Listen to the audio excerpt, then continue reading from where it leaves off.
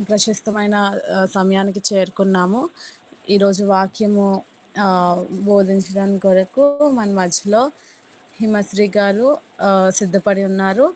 చక్కగా దేవుని వాక్యం వివరించినట్లు మనందరమీ కూడా వాక్యానుసారంగా జీవించినట్లు ప్రార్థనాపూర్వకంగా వాక్యంలోనికి వెళ్దాము. సమయాన్ని హిమశ్రీ గారికి అప్పగిస్తున్నాను.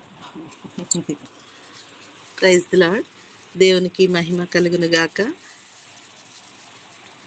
కూడి వచ్చిన అందరికీ దేవుని నామంలో శుభములండి.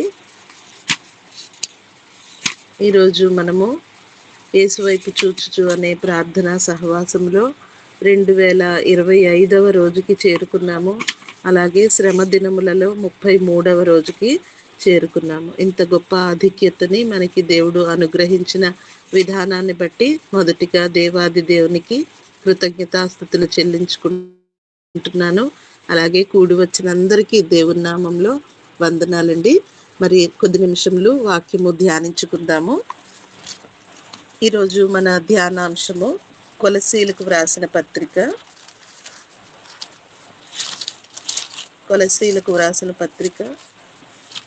మొదటి అధ్యాయంలోనే 9వ వచనము చదివి ప్రార్థన చేసుకుని ధ్యానించుకుందాం. అందుచేత ఈ సంగతి వినిన నాట నుండి మేమును మీ నిమిత్తము ప్రార్థన చేయుట మానక. చిన్న ప్రార్థన. పరిశుద్ధుడా, జీవము గల తండ్రి, గొప్ప దేవా, నీకు వందనాలు. దేవా, ఇంతవరకు కాచి కాపాడిన రీతిని బట్టి నీకు వందనాలు, స్తోత్రములు తండ్రి. ప్రభువా, ఇప్పుడు నేను మాట్లాడుతూ ఉండగా తండ్రి నన్ను మరుగుపరిచి నాయనా నీవే నాలో ఉండి మాట్లాడమని, మా అందరికీ ప్రభువా జ్ఞానము అనుగ్రహించమని, నీలో భయభక్తులు ఉండువారిగా మమ్మల్ని తీర్చిదిద్దమని, మహిమ ఘనత ప్రభావములు మీరొక్కరే పొందుకొనమని యేసుక్రీస్తు పుణ్యనామములో అడిగి వేడుకొనుచున్నాను తండ్రి. Amen, amen. ప్రియమైన దేవుని పిల్లలారా, మరి ఇక్కడ చదివినటువంటి ఈ వచనములో అందుచేత ఈ సంగతి వినిన నాట నుండి మేమును మీ నిమిత్తము ప్రార్థన చేయుట మానక. ఇంకా కిందంతా కంటిన్యూషన్ ఉంది. 9 నుండి 12 వచనాలు ఇదంతా ఒకటే వచనముగా చెప్పబడింది. అయితే ఈ మాటలు ఎవరు చెప్తున్నారు అనంటే అపోస్తులుడైనటువంటి పౌలు గారు కొలస్సీలకు వ్రాస్తూ ఈ విషయాలు బోధిస్తూ ఉన్నారు. మొదటి వచనంలో మనం చూసినట్లయితే కొలస్సీలో ఉన్న పరిశుద్ధులకు, కొలస్సులో ఉన్నటువంటి పరిశుద్ధులు అంటే ఎవరు వారు? క్రీస్తు నందు విశ్వాసులైన సహోదరులకు. క్రీస్తు నందు విశ్వాసులైన సహోదరులు నందు విశ్వాసము కలిగి ఉంటారో వారందరికీ చెప్పుచున్నటువంటి సంగతులు. మనము ఈ రోజు ఉన్నాము, మనకి కూడా ఈ విషయాలు అపోస్తులుడైనటువంటి పౌలు చెప్తూ ఉన్నటువంటి మాటలుగా మనం ఈరోజు ధ్యానించుకుంటున్నాము. మళ్ళీ 9వ వచనంలో ఒకసారి మనం చూసినట్లయితే అందుచేత ఈ సంగతి వినిన నాట నుండి, ఈ సంగతి అంటే ఏ సంగతి అది? మనం 3వ వచనంలో చూసినట్లయితే పరలోకమందు మీ కొరకు ఉంచబడిన నిరీక్షణ నట్టి క్రీస్తు యేసునందు మీకు కలిగి ఉన్న విశ్వాసమును గూర్చియు పరిశుద్ధులందరి మీద మీకున్న ప్రేమను గూర్చియు మేము విని. ఆ సంగతులు ఏంటండి?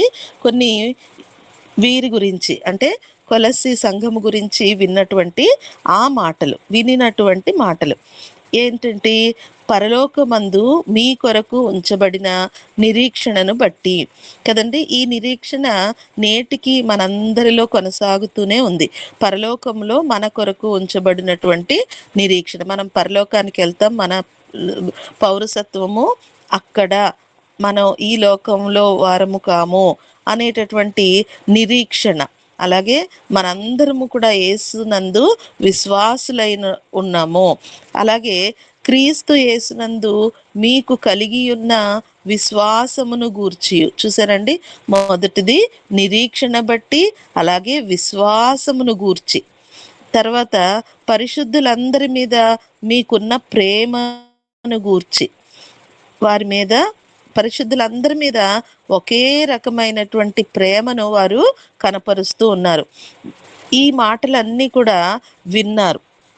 ఎవరు చెప్తున్నారు మరి ఈ మాట అంటే ఎఫెఫ్రా ఆయన చెప్పారనమాట. కొలస్సి సంఘం కొరకు ఎఫెఫ్రా పౌలు గారికి చెప్పారు. అలాగే మనము కూడా ఒక సంఘము గురించి మరొకరికి, ఒకరి విశ్వాసి కొరకు మరొకరు విశ్వాసికి మనం చెప్పాల్సినటువంటి మాటలు ఏంటి అనంటే ఈ విధమైనటువంటి మంచి మాట్లాడాలి. పరలోకమందు మీ కొరకు ఉంచబడిన నిరీక్షణను బట్టి, అలాగే ఈ క్రీస్తు యేసునందు మీకు కలిగి ఉన్న విశ్వాసమును గూర్చి వారు విశ్వాసముతో ఉన్నట్టుగా చెప్తున్నారు. పరిశుద్ధులందరి మీద వారు చూపిస్తున్న ప్రేమను గూర్చి చెప్పారనమాట. కాబట్టి ఈ గొప్ప మాటలు విన్నటువంటి పౌలుకి ఏమైంది? సంతోషము అధికమయ్యి వారిని ఎప్పుడు చూడాలా అనేటటువంటి ఆశ వారిలో కలిగిందనమాట. ప్రియమైన దేవుని పిల్లలారా, ఈ రోజుల్లో మనం చూస్తున్నట్లయితే చాలా చోట్ల దేవుని పిల్లలు, దేవుని మనుషులు మాట్లాడుకుంటే వేరొకరి గురించి నెగిటివ్గా మాట్లాడుతూ ఉంటారు. వేరొకరి గురించి వాళ్ళల్లో ఉన్నటువంటి లోపాల గురించి మాట్లాడతారు. ఎట్టి పరిస్థితుల్లో కూడా మనం అట్టి పొరపాటు చేయకూడదు. తోటి మనుషుల యొక్క విశ్వాసాన్ని చూడాలి, వాళ్ళల్లో ఉన్నటువంటి నిరీక్షణను చూడాలి, వారిలో ఉన్నటువంటి ప్రేమను మాత్రమే మనము చూడాలి. ఒకవేళ ఏదైనా మనకి వారిలో చెడుగా అనిపించింది అనుకోండి, ఆ విషయాన్ని మనలో దాచుకోవాలి. ఒకవేళ ఇంకా కొంచెం క్లోజ్గా ఉంటే వాళ్ళకి డైరెక్ట్గా ఇదిగో ఇక్కడ పొరపాటు చేస్తున్నావు అని సవరించి ఆ విషయాన్ని ఇంకా అక్కడితో ఆపేయాలి తప్పించి మరొకరికి వెనకాల చేరి మాట్లాడుకోకూడదు, చెప్పకూడదు ఎవరికినా. ఎప్పుడైతే ఇలాగా మనం వాళ్ళ నిరీక్షణను బట్టి, విశ్వాసమును బట్టి, వారి ప్రేమను గూర్చి ఎఫెఫ్రా మరి అపోస్తులుడైనటువంటి పౌలుకి చెప్పారో, ఇటువంటి వారికి ఇంకా దేవుని పట్ల విశ్వాసము పెరుగుతుంది, నిరీక్షణ పెరుగుతుంది. అలాగే తోటి వారి పట్ల ప్రేమ కలిగి వారు వారి ఆత్మీయ జీవితాన్ని అభివృద్ధి పరుచుకోవడానికి, పెంచుకోవడానికి వారు కారకులవుతారనమాట. 9వ వచనంలో చూద్దాము. ఈ సంగతి వినిన నాట నుండి, చూడండి, ఈ సంగతులు అంటే వారు మంచి నిరీక్షణతో ఉన్నారు, విశ్వాసముతో ఉన్నారు, ప్రేమతో ఉన్నారు అనేటటువంటి సంగతులు విన్న దగ్గర నుంచి పౌలు వాళ్ళు ఏం చేస్తున్నారంటే వీరి కొరకు, అంటే కొలస్సీలో ఉన్నటువంటి పరిశుద్ధులకు, అంటే క్రీస్తు యేసునందు విశ్వాసులైనటువంటి సహోదరుల కొరకు వీరు ప్రార్థన చేస్తున్నారు. ప్రార్థన ఏమని చేస్తున్నారు? మనం ఒకసారి జాగ్రత్తగా ఈ వచనాలు చదువుకుంటూ ఉంటే మనకు అర్థమవుతాయి. మనము ఇట్టి ప్రార్థన చేయగలుగుతున్నామా లేదా అని కూడా మనం గమనించుకుని మన ఆత్మీయ జీవితంలో ప్రార్థనకి ఉన్నటువంటి ప్రాముఖ్యాన్ని మనం గ్రహించుకుంటూ తోటి విశ్వాసుల పట్ల మనం ఎట్టి ప్రార్థన చేయాలో కూడా నేర్చుకోగలుగుతాం అన్నమాట. చూద్దాము. చూడండి, అందుచేత ఈ సంగతి వినిన నాట నుండి మేమును మీ నిమిత్తము ప్రార్థన చేయట మానక.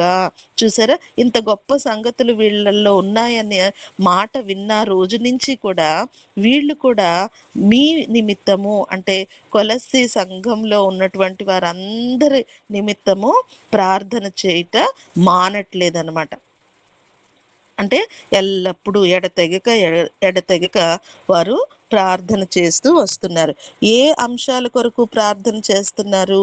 మొదటిగా చూసినట్లయితే మీరు సంపూర్ణ జ్ఞానమును, చూసారండి, సంపూర్ణ జ్ఞానము కొరకు వారు ప్రార్థన అంశముగా ఎంచుకుంటున్నారు. అంటే జ్ఞానం అనేది ఇంకా ఇంకా ఎంత మనం సంపాదించుకున్న ఆ జ్ఞానము కొదువుగానే ఉంటుంది. కాబట్టి సంపూర్ణ జ్ఞానము పొందాలని ప్రార్థన చేస్తూ ఉన్నారు. అలాగే ఆత్మ సంబంధమైన వివేకము గల వారును, రెండవ అంశం ఏంటండి? ఆత్మ సంబంధము. ఆత్మ కదండి, అనేక దుష్టాత్మలు ఉంటాయి, అలాగే దైవికమైనటువంటి ఆత్మ. ఈ రెండిటి విషయంలో కూడా జాగ్రత్తగా వివేకము కలిగిన వారుగా ఉండాలన్నమాట. కొన్నిసార్లు భ్రమపరిచే ఆత్మలు మనుషుల్ని గాబరా పెట్టేస్తాయి. ఆహ్, అన్నీ ఇది దేవుని ఆత్మేనేమో, దేవుని సంబంధమైన విషయమేనేమో అని తొట్టిల్లిపోతాం. అయితే ఎప్పుడైతే ఇలాంటి సంఘటనలు మన జీవితంలో వస్తాయో, వాక్యాన్ని ఒకటికి 2 సార్లు చదువుకుంటూ ఉండాలి. దేవుని ఆత్మ ఏదో మనకి అర్థమవుతుంది. అలాంటి వివేకము గలవారుగా ఉండేటట్లు వీళ్ళు కొరకు ప్రార్థన చేస్తున్నారన్నమాట. అలాగే మూడవ అంశముగా వాళ్ళు ప్రార్థనలో ఏం విషయాన్ని జ్ఞాపకం చేసుకుంటున్నారు? ఆయన చిత్తమును పూర్ణముగా గ్రహించిన వారునై. ఆయన చిత్తము, ప్రభువు యొక్క చిత్తం ఏంటో పూర్ణముగా తెలుసుకోవాలి. అంటే సగం సగం తెలుసుకుని చాలా మంది ఉంటూ ఉన్నారు. కానీ అలా కాకుండా మీరు పూర్ణముగా, అంటే కంప్లీట్గా మీరు గ్రహించేవారుగా ఉండాలి అని ప్రార్థనలో నేను జ్ఞాపకం చేసుకుంటున్నాను అని చెప్తూ ఉన్నారనమాట. అలాగే 4వ విషయంలో ఏం విషయాన్ని ఆయన ప్రార్థనలో జ్ఞాపకం చేసుకుంటున్నారు చూద్దామండి. ప్రతి సత్కార్యములో సఫలమగుచు. చూడండి, ప్రతి సత్కార్యములో, సత్కార్యములు చేయుట దేవుని పిల్లలు చేసేటటువంటి పని. ఈ సత్కార్యములో ఏమవ్వాలట? సఫలం అవ్వాలంట. అంటే మనం సక్సెస్ అవ్వాలి, విజయం సాధించాలి. సత్కార్యము ఏంటి? ఈ లోకంలో ఉన్నటువంటి సత్కార్యం అంటే ఎవరికి ఎన్ని ఇచ్చినా వస్తు రూపంలో అవన్నీ కూడా వ్యర్థమే, వ్యర్థమే. సత్కార్యము ఏం చేస్తే వస్తుంది అంటే కేవలము సువార్త ప్రకటించి ఒక ఆత్మని రక్షించడంలోనే ఆ సత్కార్యము ఉంటుంది. అందులో విజయం సాధించాలని వీరి కొరకు ప్రార్థన చేస్తున్నారు. మనం ఎవరికైనా సువార్త ప్రకటించామనుకోండి, వాళ్ళు దేవునిలోకి రావాలన్నమాట. అందులో సక్సెస్ అవ్వాలి. అట్టి రీతిగా ఈ విశ్వాసులు ఉండాలని పౌలు భక్తుడు వారి కొరకు ప్రార్థన చేస్తున్నట్లుగా చెప్తూ ఉన్నారు. అలాగే 5వ విషయము, 5వ అంశముగా వీరు ఏమి జ్ఞాపకం చేసుకుంటున్నారు? దేవుని విషయమైన జ్ఞానమందు అభివృద్ధి పొందుచు. చూడండి, దేవుని విషయమైన జ్ఞానమందు అభివృద్ధి. ప్రతి దాంట్లో కూడా సక్సెస్ సక్సెస్ కదండి. అన్ని విషయాల్లో కూడా ఆయన అభివృద్ధి చెందాలి అనే విషయంని జ్ఞాపకం చేసుకుంటూ ప్రార్థన చేస్తున్నారు. దేవుని విషయమైన జ్ఞానము, దేవుని విషయమైన జ్ఞానము ఎవరికి వస్తుంది, ఎలా వస్తుంది అని అంటే, దేవుని వాక్యాన్ని ఎవరైతే ఎక్కువగా చదువుతూ ఉంటారో దేవుని జ్ఞానము వారికి కలుగుతూ ఉంటుంది. అందుకే వాక్యమై ఉన్నటువంటి దేవుణ్ణి ఎక్కువగా ఎక్కువగా చదవాలి. అప్పుడే ఆత్మ సంబంధమైనటువంటి వివేకము కూడా వారికి కలుగుతుందన్నమాట. ఎప్పుడైతే దేవుని గూర్చిన జ్ఞానము వీరిలోకి వస్తుందో అది అభివృద్ధి పొందేటట్లుగా ప్రార్థన చేస్తున్నారనమాట. క్రీస్తునందు వీరు విశ్వాసులుగా ఉన్నారు.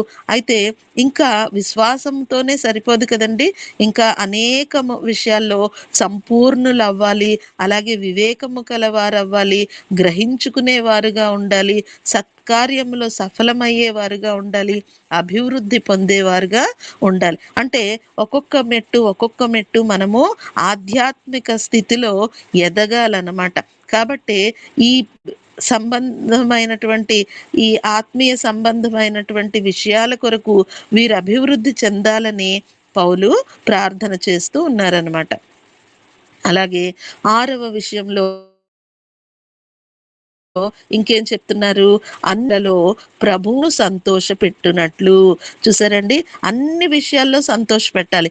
ఒక ప్రార్థన చేసాము, లేకపోతే ఇంకా మేము ఇలా ఉన్నాం అలా ఉన్నామని కాదు.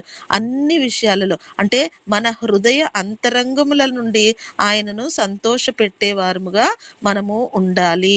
ఇక్కడ అదే విషయాన్ని వారి కొరకు ప్రార్థన చేస్తున్నారు. లేకపోతే మన ప్రార్థన బలము లేకపోతే మనము ఉండలేము, మనం జీవించలేము, మనం ఆత్మీయ స్థితి దిగజారిపోతుంది. కాబట్టి ఒకరికొకరు ప్రార్థన చేసుకోవాలి. ఇక్కడ ఈయన కూడా ప్రార్థన చేయటం మానట్లేదన్నమాట. అంటే వీరు బలపడాలని, వీరు ఈ అన్ని విషయాలలో దైవికమైనటువంటి విషయాలలో ఎదగాలని బలాన్ని ఆయన చేకూరుస్తున్నారు. దేని ద్వారా? ప్రార్థన ద్వారా. అప్పుడు వీరందరూ కూడా బలము పొందుకుని దేవునిలో నూరింతలుగా ఎదగడానికి అవకాశం ఉంటుంది. కాబట్టి ప్రభువును సంతోషపెట్టాలి. మనం మనుషుల్ని చూసి వారి కొరకు వీరి కొరకు సంతోష పెడతాం. కొన్ని మనకి ఇష్టం లేకపోయినా ఎదుటి వాళ్ళ కొరకు వాళ్ళు సంతోషంగా ఉంటారు కదా, సో మనం ఇలా చేస్తే బాగుంటది అని మనకిష్టం లేకపోయినా ఒక్కొక్కసారి మనుషుల్ని సంతోష పెట్టేటట్లు ప్రయత్నం చేస్తూ ఉంటున్నాం. అయితే దేవుడు ఇక్కడ ప్రార్థనలో జ్ఞాపకం చేస్తూ పౌలు ఏం చేస్తున్నారంటే ప్రభువును సంతోష పెట్టేటట్టు ఉండాలి. మన పనులు ఎలా ఉండాలండి? ప్రభువును సంతోష పెట్టేటట్టు ఉండాలి. అటు రీతిగా మీరు ఉండాలని మేము మీ కొరకు ప్రార్థన చేస్తున్నాము అని చెప్తున్నారు. మరొక విషయం కూడా జ్ఞాపకం చేసుకుంటున్నారు. ఆయనకు తగినట్టుగా నడుచుకొనవలెననియు. చూసారండి, అన్ని విషయాలలో ఆయనను సంతోష పెట్టాలి. అలాగే ఆయనకు తగినట్టుగా మనం నడుచుకోవాలి. మన నడవడిక ఎలా ఉండాలంటే ఆయనకు తగినట్టుగా. యేసయ్య పరిశుద్ధుడు కదండి. ఆయన ఎంత పరిశుద్ధుడో మనము కూడా ఆయనకి సూట్ అయ్యేటట్లు, ఆయనకి తగినట్టుగా మనం నడుచుకోవాలంటే మనము కూడా మన జీవితాన్ని పరిశుద్ధంగా మార్చుకుంటూ ఉండాలన్నమాట. అలాగే ఆయన ఎట్టి రీతిగా జీవించారు? లోకానికి ఒక మాదిరిగా జీవించారు. అలాగే మనము కూడా ఈ లోకానికి ఒక మాదిరిగా ఉండాలి. చూడండి, లోకంలో సర్వసాధారణంగా అందరూ కలిసి ఉంటారు కదా. అయితే ప్రత్యేకంగా ఎవరైతే దేవుణ్ణి అంగీకరిస్తారో, ఎవరైతే క్రీస్తుని విశ్వసిస్తారో వాళ్ళని ఏమని పిలుస్తారండి? ఇతరులు దేవుని పిల్లలు అంటారు. వీళ్ళు దేవుణ్ణి నమ్ముకున్నారు, దేవుని పిల్లలు అంటారు. వాళ్ళే మన పట్ల సాక్ష్యము పలుకుతూ ఉంటారు కదండి. చాలా చోట్ల అంటాం, వాళ్ళు దేవుని నమ్ముకున్నారండి, వాళ్ళు దేవుని పిల్లలండి అంటారు. మనమే ఒక్కొక్కసారి ఆ విషయాన్ని మర్చిపోతాం. మనం మామూలుగా మనం జనరల్ పీపుల్ అనేసుకుంటాం, కానీ మనం ఎవరండి? దేవుని పిల్లలం. మనం అంత గొప్ప ఆధిక్యత లోకమే మనల్ని గుర్తించినప్పుడు మనల్ని మనం గుర్తించుకోవాలి. అలాగే ఆయనకు తగినట్లుగా మనం నడుచుకోవాలి. ఎప్పుడైతే దేవుణ్ణి అంగీకరించి మన నడక ఉంటుందో ప్రతి వారు కూడా లోకస్తులు మనల్ని గమనిస్తారు.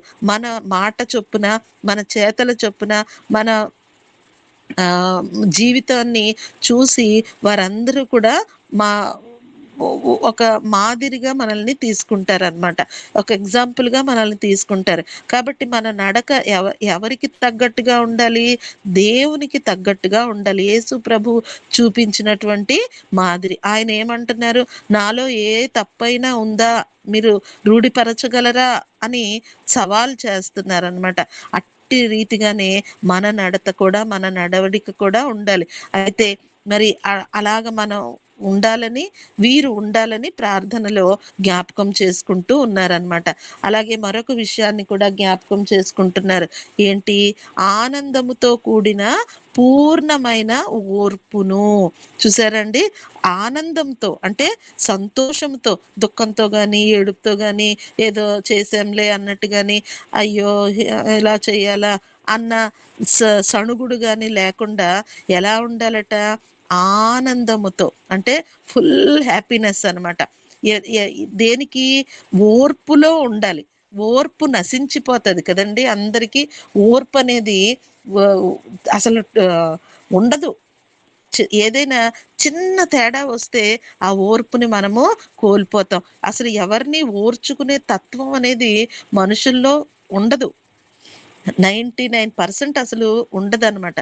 అయితే అది రావాలి, అది ఉండాలి అని చెప్పి ప్రార్థనలో చేస్తున్నారు. అది కూడా ఎలాంటి ఓర్పటండి?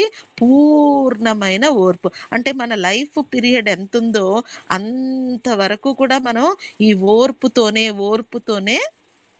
ఉండునట్లుగా ప్రార్థన చేస్తున్నారు. అలాగే దీర్ఘశాంతమును.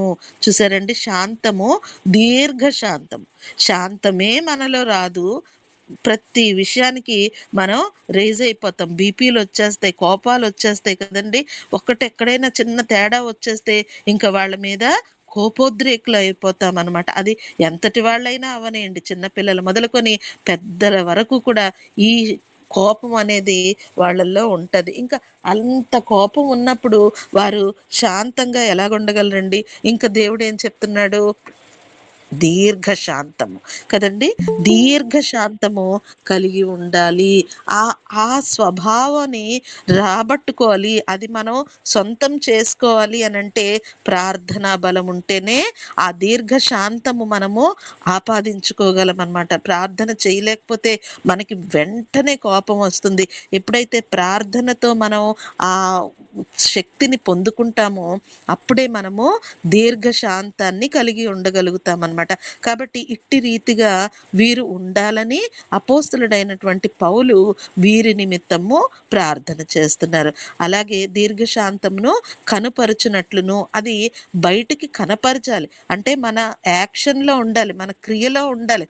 నేను దీర్ఘశాంతంగా ఉన్నాను అని ఎవరితో మాట్లాడకుండా ఉన్నాం అనుకోండి, అది దీర్ఘశాంతం ఎలాగవుతుంది కదా. సో మనుషులతో మనం కలవాలి, మనుషులతో మాట్లాడాలి, మనుషుల కొరకు ప్రార్థన చేయాలి, వారి క్షేమాన్ని కోరుకోవాలి, వారి పట్ల దీర్ఘశాంతము కనపరచాలన్నమాట. ఒక్కొక్కళ్ళు ఒక్కొక్క రీతిగా వస్తారు మన దగ్గరికి కదండి. మరి ఎక్కువ దేవుని సేవకులకి ఇది ఒక పెద్ద ప్రశ్న. రకరకాలైనటువంటి మనుషులు మారు మనసు పొందే వస్తారు, కానీ వాళ్ళల్లో ఉండేటటువంటి కొన్ని మైనస్ పాయింట్స్ అన్నీ కూడా వీళ్ళు చూసినప్పుడు వీళ్ళకి అంటే దైవ సేవకులకి కోపం వచ్చేస్తుంది. కానీ ఆ టైంలో కూడా శాంతము కలిగి వారి కొరకు ఏం చేయాలండి? ప్రార్థన చేయాలి. అపోస్తలుడైనటువంటి పౌలు గారు చేస్తున్నటువంటి ప్రార్థనలాగా చేయాలన్నమాట. అలాగే మరొక విషయం ఏంటి జ్ఞాపకం చేసుకుంటున్నారు?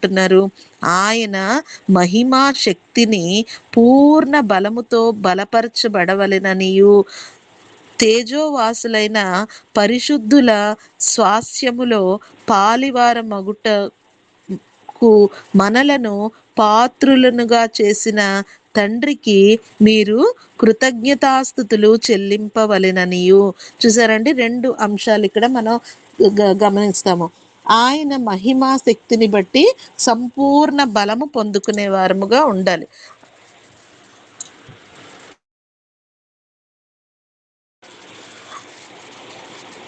ఆయన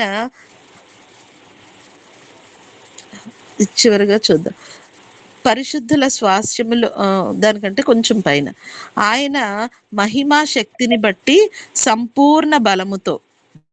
ఎవరి మహిమా శక్తి మన మీద ఉన్నది? దేవుని యొక్క మహిమా శక్తి మన మీద ఉంది. దానిని బట్టి మనం ఏం చేయాలి? సంపూర్ణ బలముతో బలపరచబడుతూ ఉండాలన్నమాట. ఎప్పుడైతే ఈ సంపూర్ణ బలము, ఎప్పుడు సంపూర్ణ బలం అవుతుంది చూడండి, అన్ని సంపూర్ణమే అభివృద్ధి, సక్సెస్ వైపు మనల్ని నడిపించేటట్లుగా ప్రార్థన ఉంది. ఆ బలము ఏం చేస్తుంది? మనల్ని బలపరుస్తుంది. ఎప్పుడైతే మనము బలవంతులుగా ఉంటామో వాళ్ళకి మనము బలము చేకూర్చే వారముగా, బలపరిచే వారముగా మనం ఉంటాం అన్నమాట. కాబట్టి ఏం చెప్తున్నారు ఇక్కడ? బలపరిచే వాక్యము, బలపరిచే ప్రార్థన. మనము సంపూర్ణ బలము కలిగిన వారముగా ఉండునట్లు ప్రార్థన చేస్తున్నారు. అలాగే తేజోవాసులైన పరిశుద్ధులు స్వాస్యములు. ఎక్కడున్నారు పరిశుద్ధులు? ఆ తేజోవాసులైనటువంటి పరిశుద్ధులు అంటే వాళ్ళకి ఇక్కడ ఒక చిన్న విశేషణాన్ని చెప్తున్నారు. పరిశుద్ధులు వాళ్ళు ఎలాంటి పరిశుద్ధులు? తేజోవాసులైనటువంటి పరిశుద్ధులు అంటే చాలా తేజస్సుతోటి ఉన్నారనమాట. పరిశుద్ధులందరూ కూడా తేజోవాసులుగా ఉంటారు. అలాగా ఉన్నటువంటి స్వాస్థ్యములో పాలివారమగుటకు, చూడండి, ఆ వాళ్ళల్లో మనం చేరిపోవడానికి, వాళ్ళల్లో మనం కలవడానికి మనల్ని మనము పాత్రులుగా చేసేటటువంటి తండ్రికి అంటే మన వల్ల అవుతుందండి పరిశుద్ధుల దగ్గరికి వెళ్ళడం కానీ, దేవుని దగ్గరికి వెళ్ళడం కానీ, ఆ స్వాస్థ్యములో మనం పాలు పంచుకోవడం కానీ మన వల్ల అవుతుందండి? నథింగ్ కదా. మనం ఒకసారి మనల్ని మనం తలుచుకుంటే మనం ఎంత అల్పులమో, ఎంత అభాగ్యులమో, ఎంత దరిద్రులమో మనకి తెలుసు. అయితే ఆయన మనల్ని పాత్రులుగా చేసాడనమాట. ఎవరు? ఆయన యేసయ్య. ఆయన రక్తము చిందించి మన కొరకు ముళ్ళ కిరీటము పెట్టుకుని, మన కొరకు కొరడా దెబ్బలు తిని, నేను నా పాపముల కొరకు ఆయన ప్రాయశ్చిత్తము చెల్లించి, ఆయన పరిశుద్ధుల ఉండే స్వాస్యములో నన్ను కూడా ఆయన పాత నన్ను చేసుకుని, ఆ తండ్రి చేసినటువంటి తండ్రికి మీరు కృతజ్ఞతాస్థుతులు చెల్లించవలెనని, ఇన్ని అంశాలని మరి ఒక విశ్వాసిలో అభివృద్ధి పరచడానికి మరి పౌలు ఏ విధముగా అయితే ప్రార్థన చేస్తూ ఉన్నారో, మొదటిగా ఏ విషయం అండి? సంపూర్ణ జ్ఞానము కలిగిన వారుగా ఉండేటట్లు వారి కొరకు ప్రార్థన చేస్తున్నారు. అలాగే మన జీవితంలో కూడా అనేక మంది తారసపడతారు. ఇప్పుడు మనం చూసినట్లయితే యేసు వైపు చూచుచు అనే ఈ ప్రార్థన సహవాసంలో ఒక్కొక్కరు ఎక్కడి నుంచో ఎవరికి కొన్ని సందర్భాల్లో అసలు మనం చూసుకోలేదు, ముఖాముఖి పరిచయమే లేదు. కానీ దేవుని ఆత్మను బట్టి అనుదినము గత 6 సంవత్సరములుగా ప్రతిరోజు మనము కలుస్తూ ప్రార్థన చేస్తూ ఉన్నాము. మనం మరొకరి కొరకు ప్రార్థన చేసేటటువంటి ఈ అంశాలని జ్ఞాపకం చేసుకుని, ఇప్పుడు నేను మీ అందరి కొరకు ఈ విషయాలన్నీ నా ప్రార్థనలో నేను జ్ఞాపకం చేసుకోవాలి. అలాగే మీరు మరందరి కొరకు ఈ విషయాలన్నీ జ్ఞాపకం చేసుకోవాలి. అప్పుడే దేవునిలో మనందరము బలపడతాము. ఇట్టి రీతిగానే ఉండాలి తప్పించి వ్యతిరేక మాటలు, మైనస్ పాయింట్స్ మనం ఎత్తి చూపుకో. మనం ఎవరి జీవితాలు వారు అనుభవిస్తూ దేవునిలో మనం నిరీక్షణ, అలాగే విశ్వాసము, మన ప్రేమని కనపరుస్తూ ఉండునట్లు దేవునిలో మనము ఎదిగేటట్లు మన ప్రార్థన ఉండాలి. మనము అంటే అందరము ఒకరికొకరు ఇట్టి ప్రార్థన మనం చేసుకోవాలి. సంపూర్ణ జ్ఞానము కలిగి ఉండాలి అని నేను మీ అందరి కొరకు ప్రార్థన చేయాలి. అలాగే మీరు మనందరి కొరకు ప్రార్థన చేయాలి. అలాగే ఆత్మ సంబంధమైనటువంటి వివేకము కలిగి ఉండునట్లు ప్రార్థన చేయాలి. అలాగే దేవుని చిత్తాన్ని పూర్ణముగా గ్రహించే నాలెడ్జ్, జ్ఞానము మనకి పెరగాలి. అంటే గ్రహించడం, వింటాము కానీ గ్రహించము కదండి కొన్ని సంగతులు. అయితే దేవుని చిత్తాన్ని పూర్తిగా గ్రహించే శక్తిని మనము పొందుకోవాలి. అలాగే ప్రతి సత్కార్యములో సఫలం అవ్వాలి. మనం ఏదైతే మంచి పనులు చేస్తూ ఉన్నామో వాటిల్లో మనం సక్సెస్ అవ్వాలి, సఫలం అవ్వాలి. అలాగే దేవుని విషయమైన జ్ఞానమందు మనం అభివృద్ధి పొందాలి. అందుకే అనుదినము దేవుని వాక్యము చెప్తున్నటువంటి దేవుని సేవకులు రోజుకొకరు కదండి, సోమవారం మొదలుకొని ఆదివారం వరకు రోజుకొక్కరి ద్వారా దేవుని వాక్యము మనకి దేవుడు వినిపిస్తూ ఉన్నాడు. ఎందుకు? మనము దేవుని విషయమైన జ్ఞానములో అభివృద్ధి పొందాలని. అలాగే అన్ని విషయములలో ప్రభువును సంతోషపెట్టే వారిగా మనం ఉండునట్లు, అలాగే ఆయనకు తగినట్టుగా నడుచుకొనవలెనని ప్రార్థన చేస్తున్నారు. ఆనందముతో కూడిన పూర్ణమైన ఓర్పును, దీర్ఘశాంతమును కనపరచాలి. ఎవరి పట్ల కనపరచాలి? తోటి మనుషుల పట్ల కనపరచాలన్నమాట. అలాగే ఆయన మహిమను శక్తిని బట్టి సంపూర్ణ బలము మనము పొందుకోవాలి. అలాగే తేజోవాసులైనటువంటి పరిశుద్ధుల స్వాస్యములో పాలివారగుటకు మనల్ని పాత్రులుగా చేసినటువంటి తండ్రికి మనం ఎల్లప్పుడూ కూడా కృతజ్ఞతాస్తుతులు చెల్లించాలి. లేకపోతే మన జీవితం ఏ పాటిది? ఎక్కడుంటాం? పురుగు లాంటి వాళ్ళం మనం కదండి. ఇలా చేయమని మనం ఎలా నలిపేస్తే చచ్చిపోతుందో అంతకంటే నీచమైనటువంటి బ్రతుకు. అయితే మనల్ని ఇంత గొప్ప స్వాస్యములోకి పాత్రులుగా చేసినటువంటి తండ్రికి ఎల్లప్పుడూ వందనాలు తండ్రి, థ్యాంక్ యూ అని మనం నిరంతరము ఆ కృతజ్ఞ భావంతో ఆయనకి వందనాలు చెల్లించుకోవాలి, కృతజ్ఞతాస్థుతులు చెల్లించుకోవాలి. మనం ఆయన కృపను కొనియాడుకుంటూ ఒక హృదయంలో ఒక పక్క ఎల్లప్పుడూ కూడా నిత్యము స్తుతి. మనం ఈ లోకానుసారంగా ఎన్ని పనులు చేసుకున్నా, ఏ విషయాల్లో మన ఉద్యోగాల్లో ఉన్నా, లేకపోతే ఇంకా చదువుల్లో ఉన్నా, ఇంటి పనుల్లో ఉన్నా, ఎవరు ఏ పనులు చేసుకుంటూ ఉన్నా కూడా హృదయంలో ఆయనకి స్థానము కల్పించి, ఆయన మనకిచ్చినటువంటి ఈ మేలుని బట్టి ఆయనకి ఎల్లప్పుడూ కృతజ్ఞతాస్థుతులు చెల్లించే వారముగా మనము ఉండాలి. ఇట్టి క్వాలిటీస్ ప్రతి ఒక్క విశ్వాసిలో ఉండినట్లు, అలాగే ఆ రోజుల్లో కొలస్సీలకు రాసినటువంటి ఈ ప్రార్థన, అంటే వారి కొరకు చేయుచున్నటువంటి ఈ ప్రార్థన ఈ రోజు మనము కూడా మనం అందరిని బట్టి, ఒక్కొక్కరిని బట్టి ఈ గుణాలు వారిలో ఉండాలి, ఈ గుణాలు వారిలో అభివృద్ధి పరచాలి ప్రభువా అని మనం ప్రార్థన చేయాలి. మనం చాలా మంది ప్రార్థన అనేసరికి మనం ఏం చేస్తామంటే, మన భౌతిక అవసరాల కొరకు వేడుకుంటూ ఇదే కదా ప్రార్థన, ఇది అయిపోయిందిలే, అమ్మో నేను వారి కొరకు ప్రార్థన చేశాను, వారికి అన్ని దేవుడు అనుగ్రహిస్తున్నాడు అని అనుకుంటాం. అయితే దేవుడు ఏమంటున్నాడంటే, మీరు ఏం అడగాలి, ఎలాంటి విషయాల్లో దేవుణ్ణి అభ్యర్థించాలి, ఇవి ఎంత కష్టమైనటువంటి ఈ కష్టమైనటువంటి ఆత్మీయ స్థితిని మన జీవితంలో అన్వయించుకునేటటువంటి, నడవవలసినటువంటి ఈ గొప్ప విషయాల్ని మనం దేవుని ఎదుట మన కొరకు, మన తోటి వారి కొరకు మానక ప్రార్థన చేయాలి. ఎప్పుడైతే ప్రార్థన చేస్తామో ఆ ప్రార్థన బలముతోనే మనము ఇట్టి గుణాల్ని కలిగి ఉంటాము.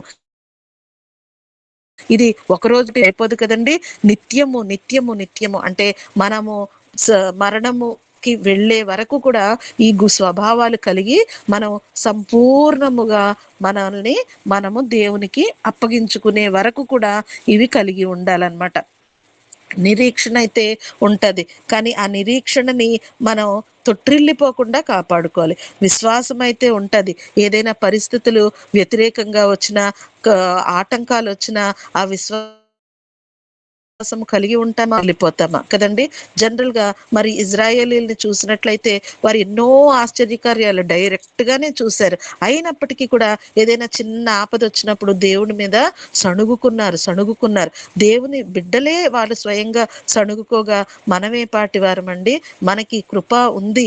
అయినప్పటికీ కూడా మనం గబుక్కున ఏదైనా బాధ వస్తే వెంటనే సణిగేసుకుంటాం. అబ్బబ్బబ్బా నాకెందుకు ఈ బాధ వచ్చింది, నాకే రావాలా, అందరూ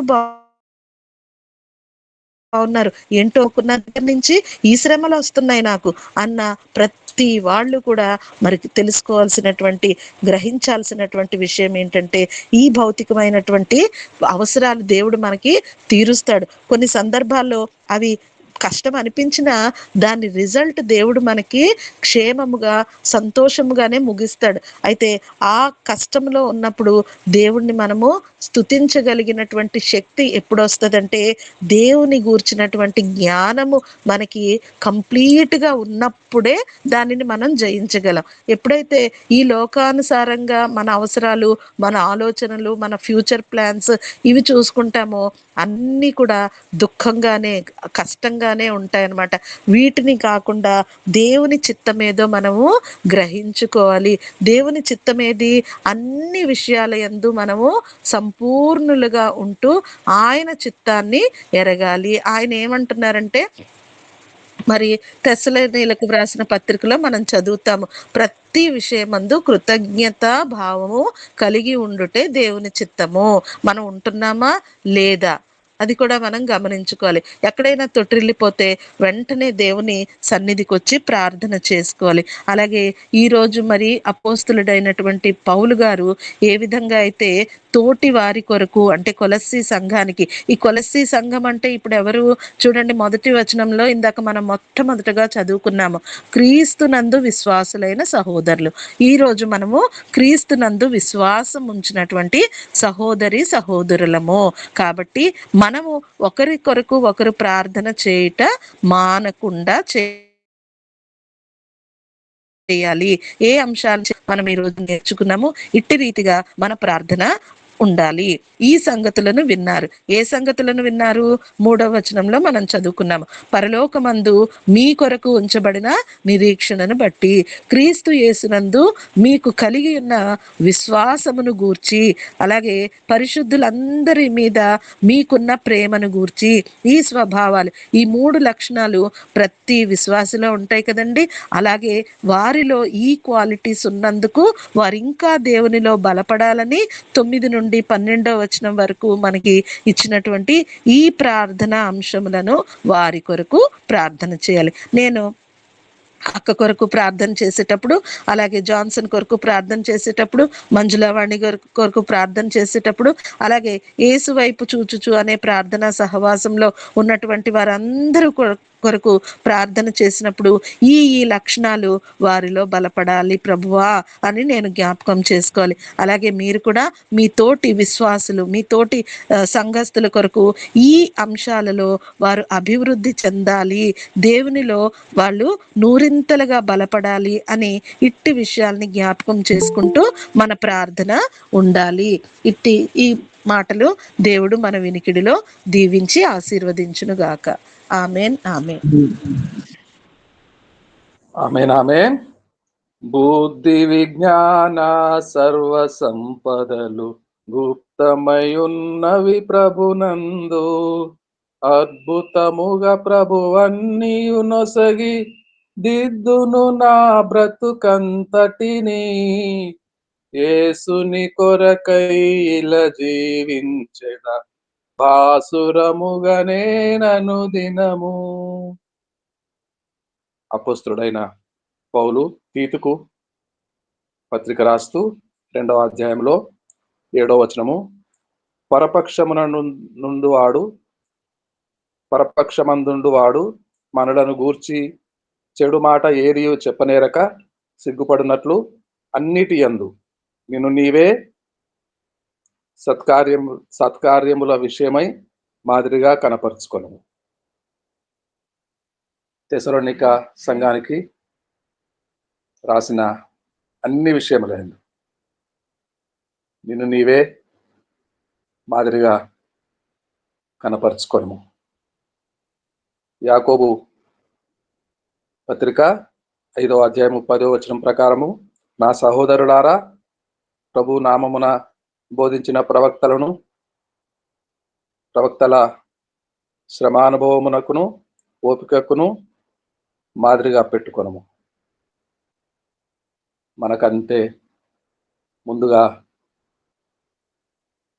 మనము ఎవరి వాక్యము విని బలపడ్డామో, ఎవరి సందేశమును వింటున్నామో వారందరూ ఆ ప్రవక్తలను శ్రమానుభవమునకును ఓపికకును మాదిరిగా పెట్టుకోవాలి. దేవునికి స్తోత్రం కలుగును గాక. చక్కని వాక్యము వివరించిన దేవుని దాసురాలకి ఆయురారోగ్యములు, అనుభవము, జ్ఞానము మెండుగా ప్రభు వలన కలుగును గాక. రండి, ప్రభు నేర్పిన ప్రార్థన ఆశీర్వాదంతో తెలుగు సభ ఇంతటితో ముగించుకుందాము. ప్రభు నేర్పిన ప్రార్థన చెప్పుకుందామండి. మేము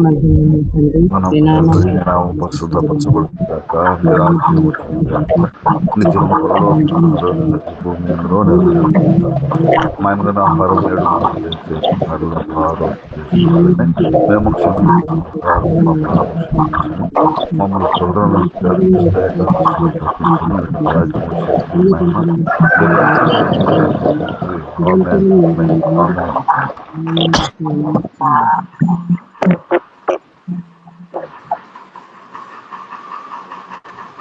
ఆమేన్. ఆమేన్. ఆశీర్వాదం తీసుకుందామండి. మన పరలోకమందున్న దేవుని ప్రేమయు, రక్షకుడు విమోచకుడు క్రీస్తు ప్రభుల వారి కృపా కనికరములు, వాత్సల్యమును, పరిశుద్ధాత్మ దేవుని అన్యోన్య సహవాసమును, ఆదరణ, కాపుదల, క్షేమము, భద్రత ఇది మొదలుకొని సార్వత్రిక సంఘములన్నిటితో లుకింగ్ అంటూ జీసస్ అనుదినము కలుస్తున్న వారితో వారి కుటుంబములన్నిటితో సంఘములన్నిటితో ప్రభు వచ్చు వరకు అందరితో సదాకాలము సర్వదా తోడై ఉండునుగాక. ఆమేన్. ఆమేన్.